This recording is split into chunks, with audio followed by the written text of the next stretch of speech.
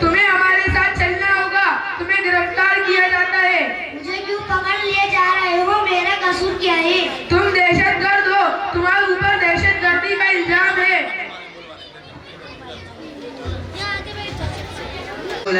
होशियार जज साहब तशरीफ ला रहे हैं।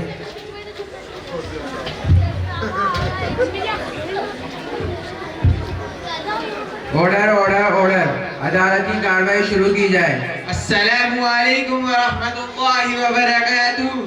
जज साहब, आज का केस बड़ा ही अहम है, जिसको देखने और सुनने के लिए बड़ा मजमा इकट्ठा हुआ है।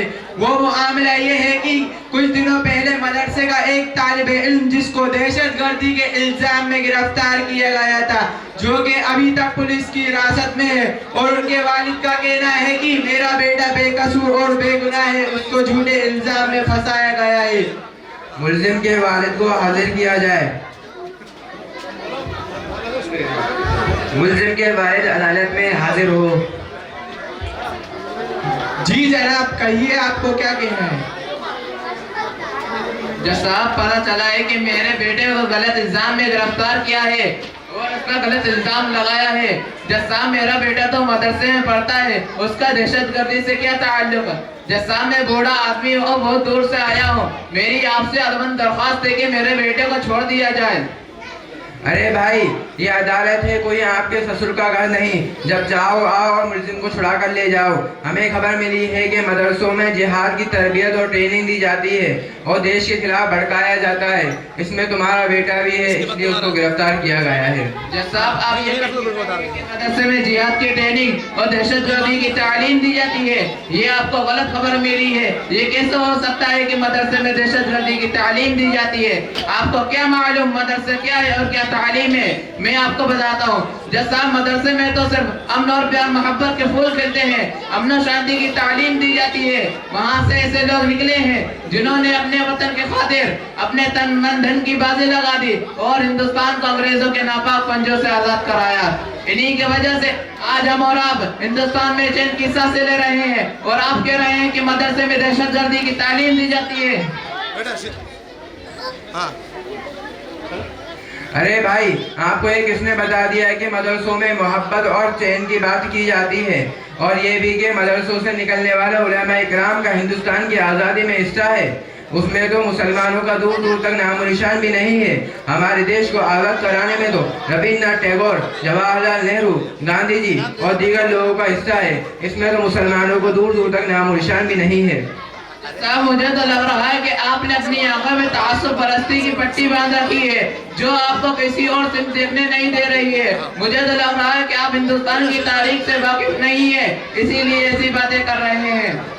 तुम्हें मालूम है कि तुम्हारी गुस्ताखी की वजह से तुम्हें जेल भी हो सकती है? अरे जेल जेल जेल जाने से कौन डरता है? हम तो हक की बात करते हैं। हम अपने मुल्क हिंदुस्तान के खातिर अपने जान माल को कुर्बान कर देंगे। जिस तरह हमारे बड़ों ने अपने जान माल को कुर्बान कर दिया, उसी तरह हम भी कर देंगे इंशाअल्लाह। इसको फौरन हिरासत में लिया जाए। इसके अंदर से बगावत की बू आ रही है और अदालत कुछ देर के लिए मुलतवी की जाती है, और साथ साथ किसी मौलवी और गैर मुस्लिम को हाजिर किया जाए ताकि हकीकत सबके सामने खुलकर वाज़ेह हो जाए। अदालत की कार्रवाई कुछ देर के लिए मुलतवी की जाती है और वकील साहब से दरख्वास्त है कि मौलवी और गैर मुस्लिम को बुलाया जाए ताकि बात साफ हो और आप सभी हजरात तशरीफ रखें।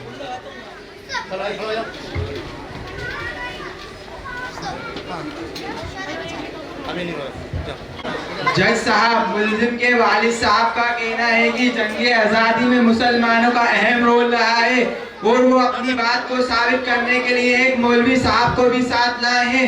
वो इस बात को साबित करेंगे कि जंग आज़ादी में मुसलमानों का क्या रोल रहा है, और उनके मुकाबले में एक गैर मुस्लिम भी होंगे। ऑर्डर ऑर्डर ऑर्डर, अदालत की कार्रवाई शुरू की जाए। मौलवी साहब, बताइए कि जंग आज़ादी में मुसलमानों की क्या भूमिका रही है? भाई, पहले आप ही बता दीजिए कि जंग आज़ादी में हिंदू भाइयों का क्या रोल रहा है। वैसे तो बताने की आवश्यकता नहीं है कि जंग आज़ादी में हम लोगों की क्या भूमिका रही और क्या रोल रहा, क्योंकि इस देश का वासी नारी से लेकर युवा तक महापुरुषों से युवाओं से लेकर महापुरुषों तक ये ज्ञान रखता है कि भारत देश हमारे रद्दान से आज़ाद हुआ।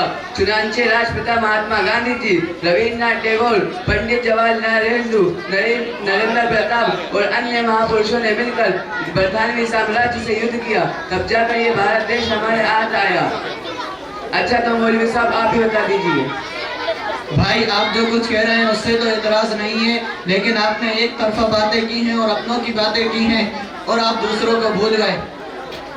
मौलवी साहब आप ही बता दीजिए ताकि हम लोगों को ज्ञान हो जाए कि जंग आज़ादी में मुसलमानों की क्या क्या भूमिका रही है। भाई अगर आप तारीख की किताबों का गौर से मुताला करते तो आपको मालूम हो जाता कि जंग आज़ादी में मुसलमानों का क्या रोल रहा है। लीजिए मैं आपको कुछ बातें बतलाता हूँ जिससे मालूम होता है कि जंग आज़ादी में मुसलमानों का अहम रोल है।